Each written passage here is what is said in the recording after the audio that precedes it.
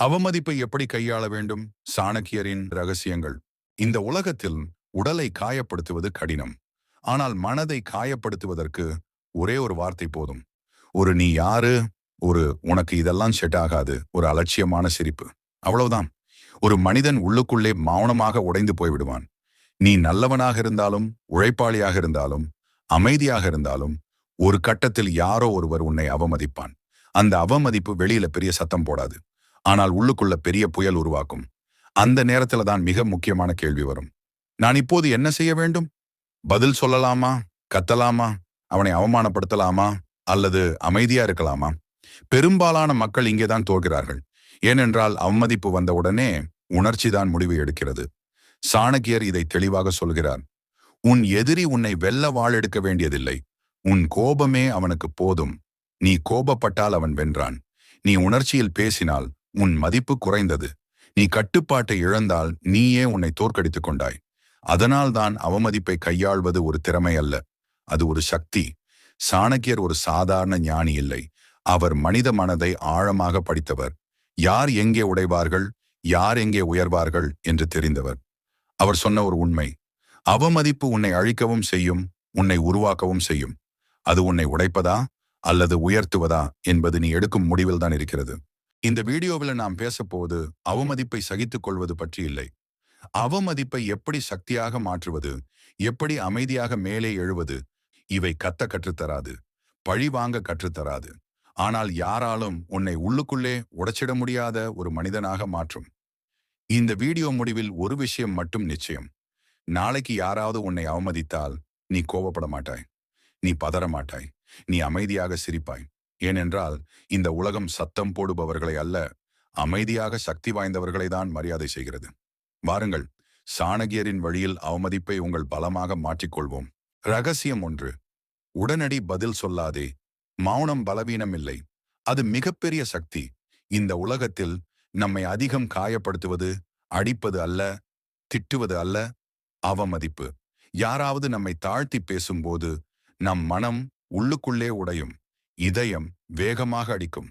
மூளை வேலை செய்யாது. வார்த்தைகள் தானாக வெளியே வர நினைக்கும். அந்த நேரத்தில்தான் பெரும்பாலான மனிதர்கள் தங்கள் வாழ்க்கையிலேயே மோசமான முடிவை எடுக்கிறார்கள். உடனடி பதில். சாணக்கியர் சொன்ன முதல் விதி: உடனே பதில் சொல்பவன் எதிரியிடம் தன் புத்தியை ஒப்படைக்கிறான். இதை புரிஞ்சுக்க ஒரு கதை. ராஜா, சீடன், அவமதிப்பு. ஒரு சிறிய ராஜ்யம். அந்த ராஜாவுக்கு ஒரு இளம் சீடன் இருந்தான். ரொம்ப புத்திசாலி. ஆனால் ஒரு குறை: யாராவது அவமதித்தால் உடனே பதில் சொல்லுவான்.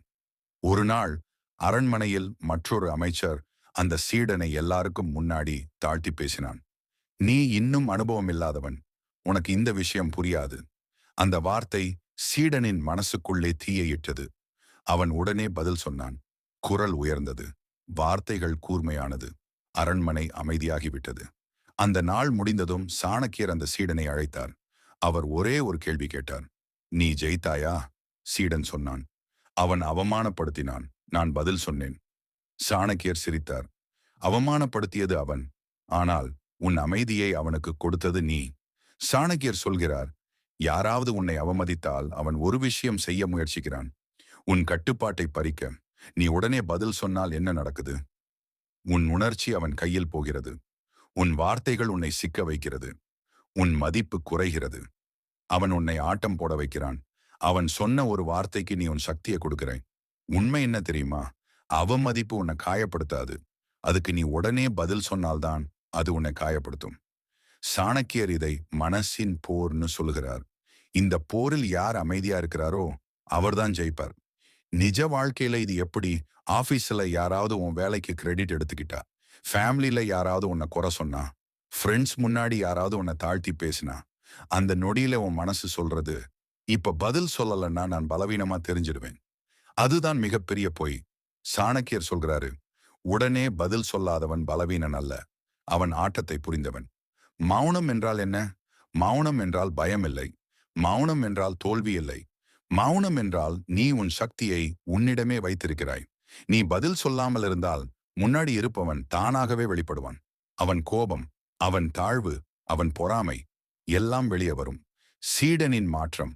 அந்த நாளுக்கு பிறகு சீடன் ஒரு பழக்கம் வளர்த்தான். அவமதிப்பு வந்தால் 3 விஷயம் செய்தான். ஆழமா மூச்சு விட்டான். பதில் சொல்ல 10 வினாடி தாமதம் செய்தான். இது உண்மையா இல்லை அவன் மனநிலையா கேட்டான். சில வாரங்களில் அரண்மனையில் ஒரு மாற்றம் நடந்தது. அவன் பேசாமல் இருந்தபோது மற்றவர்கள் அவனை கவனிக்க ஆரம்பித்தார்கள்.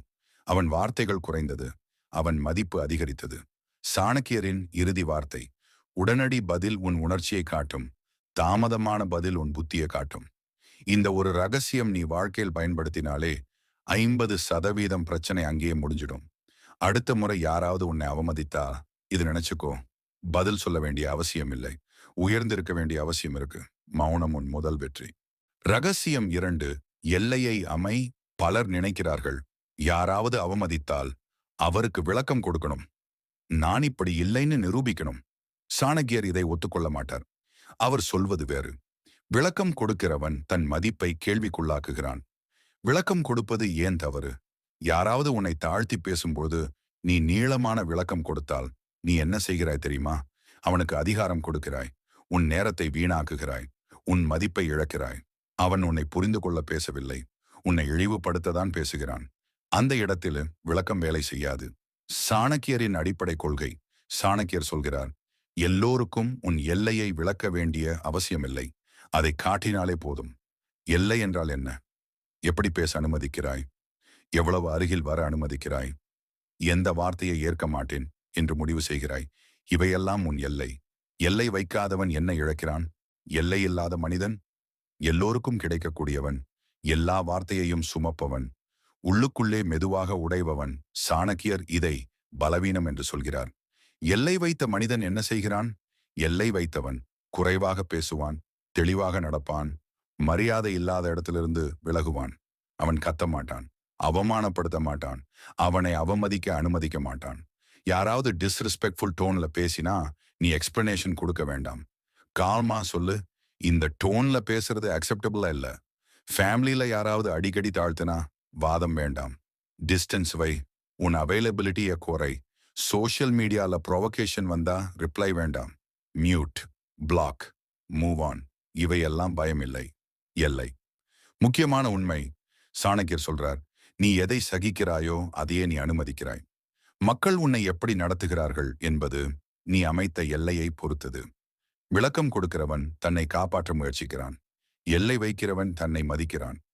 அடுத்த முறை யாராவது உன்னை அவமதித்தால் மனதில் வைத்துக்கொள், வாதம் வேண்டாம், விளக்கம் வேண்டாம், எல்லை போதும். அந்த எல்லை உன்னை அமைதியாக ஆனா மிக வலிமையானவனாக மாற்றும். ரகசியம் 3: புத்திசாலி சண்டை செய்ய மாட்டான், தன் பாதையை வேகப்படுத்துவான். யாராவது உன்னை அவமதித்தால் உள்ளுக்குள்ளுடனே இப்போ பதில் சொல்லணும்னு ஒரு உணர்வு வரும். அது இயல்புதான். ஆனா சாணக்கியர் பார்வை வேற. எதிர்ப்பது வெற்றி அல்ல, அதிலிருந்து வெளியேறுவதுதான் வெற்றி. ஏன் சண்டை தேவையில்லை? அவமதித்தவன் சொன்ன வார்த்தைக்குள் நீ சிக்கிட்டா அந்த நாளையே அவன் உன்னிடமிருந்து பறிச்சிடுவான். உன் கவனம் உன் இலக்கிலிருந்து அவனுடைய அகங்காரத்துக்கு திருப்பி விடப்படும். இதையே சாணக்கியர் ஒரு மறைமுக தோல்வி என்று பார்த்தார். புத்திசாலி எப்படி யோசிப்பான்? அவன் மனதுக்குள் அமைதியாக 2 கேள்வி கேட்பான். இந்த வார்த்தை என் வாழ்க்கையை மாற்றுமா? இந்த மனிதன் என் பாதையை தடுக்க முடியுமா? இந்த 2 கேள்விக்கும் பதில் இல்லை என்றால் அந்த மனிதனுக்கு அவன் மனசில் இடமே கிடையாது. அதனால்தான் அவன் முன்னேறுவான். புத்திசாலி வாதத்தில் தனது ஆற்றலை வீணாக்க மாட்டான். அந்த ஆற்றலை தன் வேலை, தன் திறன், தன் வளர்ச்சி அவற்றில் செலுத்துவான். அதனால்தான் அவன் அமைதியாக இருப்பான். ஆனால் உள்ளுக்குள் மிகவும் வலிமையானவனாக மாறுவான். ஒரு கடும் உண்மை: செயலில் உன்னை தோற்கடிக்க முடியாதவர்கள்தான் வார்த்தையால் உன்னை அழிக்க முயற்சி செய்வார்கள். நீ முன்னேறிக் கொண்டிருக்கும் போது அவர்கள் பேசிக் கொண்டிருப்பார்கள். சாணக்கியர் சொல்ல வருவது, உன் இலக்கை யாருடைய வார்த்தைக்காகவும் மாற்றாதே. நீ எதிர்க்காமல் முன்னேறும் போது அந்த அவமதிப்பு தானாகவே பின்னால் விழுந்து போயிடும். உண்மையான பதில் அவமதிப்புக்கு நீ பேசாதது பதில் அல்ல, நீ இன்னும் உயர்ந்த இடத்தில் நின்று கொண்டிருப்பதே அதற்கான உண்மையான பதில். அப்பொழுது அவமதித்தவன் உன்னை பார்க்கும்போது பதில் தேட வேண்டிய நிலைக்கு போவான். கடைசி வரி புத்திசாலி சண்டை செய்ய மாட்டான், தன் பாதையை யாருக்காகவும் நிறுத்த மாட்டான். இந்த 3 யுக்திகள் மூலம் இறுதியாக சாணக்கியர் கூற வருவது, அவமதிப்பு சின்ன வார்த்தை மாதிரி தோன்றலாம், ஆனால் அது நம்மை நிறுத்தக்கூடிய சக்தி உடையது, அல்லது நம்மை உயர்த்தக்கூடிய வாய்ப்பு உடையது. அந்த நொடி நீ எப்படி நடந்து கொள்கிறாய் அதுதான் உன் வளர்ச்சியை தீர்மானிக்கிறது. யாராவது உன்னை அவமதித்தால் உடனே பதில் சொல்ல வேண்டிய கட்டாயம் இல்லை. உடனே எதிர்க்க வேண்டிய அவசியமும் இல்லை. சில நேரங்களில் ஒரு அமைதியான நடை ஒரு உயர்ந்த பதிலாக மாறிவிடும். நீ பேசினால் அந்த வார்த்தை அந்த நொடியோடு முடியும். நீ அமைதியாக இருந்து முன்னேறினால் உன் நிலை நீண்ட காலம் பேசும். அதனாலதான் புத்திசாலிகள் வார்த்தைகளை தேர்வு செய்ய மாட்டார்கள். நிலையை உருவாக்குவார்கள். அவமதிப்புக்கு பயம் தேவையில்லை. அதை வெறுக்கவும் தேவையில்லை. அது நீ எந்த இடத்தில் நிற்கிறாய் என்று காட்டும் ஒரு அடையாளம். நீ எதிர்க்காதது பலவீனம் அல்ல, அது உன் மன வலிமை.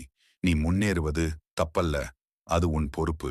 சாணக்கியர் சொன்ன பாதை எளிதானதில்லை, ஆனால் அது தெளிவானது. அந்த பாதையில் நடப்பவன் வார்த்தைகளில் சிக்க மாட்டான். தன் இலக்கில் நிலைத்திருப்பான். இறுதியாக ஒன்று, யாராவது உன்னை கீழே இழுக்க முயற்சி செய்தால் நீ அவர்களை உன் பாதையை மாற்ற அனுமதிக்காதே.